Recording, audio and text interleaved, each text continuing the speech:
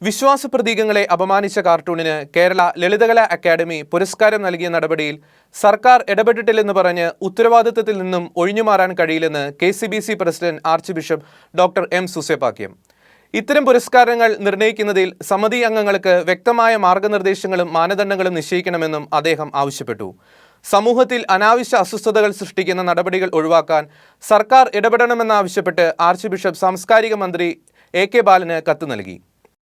കേരള ലളിതകലാ അക്കാദമിയുടെ കാർട്ടൂൺ പുരസ്കാരത്തിനായി തിരഞ്ഞെടുത്ത കാർട്ടൂൺ ക്രൈസ്തവ വിശ്വാസത്തെ ആഴത്തിൽ വ്രണപ്പെടുത്തുന്നതാണെന്ന് ആർച്ച് ബിഷപ്പ് സൂസേപ്പാക്യം കത്തിൽ ചൂണ്ടിക്കാട്ടി. പാവനമായ പ്രതീകങ്ങളെ അവഹേളിക്കുന്നതാണ് ആ കാർട്ടൂൺ. നിർദോഷമോ ഫലിതമോ പരിഹാസമോ ആവിഷ്കരിക്കുന്നതിന് ഒരു കലാകാരനുള്ള ആവിഷ്കാര സ്വാതന്ത്ര്യത്തെ ക്രൈസ്തവ സമൂഹം മാനിക്കുന്നുവെന്ന് വ്യക്തമാക്കിയ ആർച്ച് ബിഷപ്പ് ആ സ്വാതന്ത്ര്യത്തെ ദുരുപയോഗിക്കുന്നത് പ്രതിഷേധാർഹമാണെന്നും പറഞ്ഞു. ഈ വിഷയത്തിൽ സാംസ്കാരിക മന്ത്രി ആദ്യഘട്ടത്തിൽ സ്വീകരിച്ച നിലപാട് സ്വാഗതാർഹമാണ്. എന്നാൽ തീരുമാനം ജൂറിയുടേതാണെന്ന് പറഞ്ഞ് സർക്കാർ ഉത്തരവാദിത്തത്തിൽ നിന്നും ഒഴിഞ്ഞു മാറരുതെന്നും ആർച്ച് ബിഷപ്പ് പറഞ്ഞു.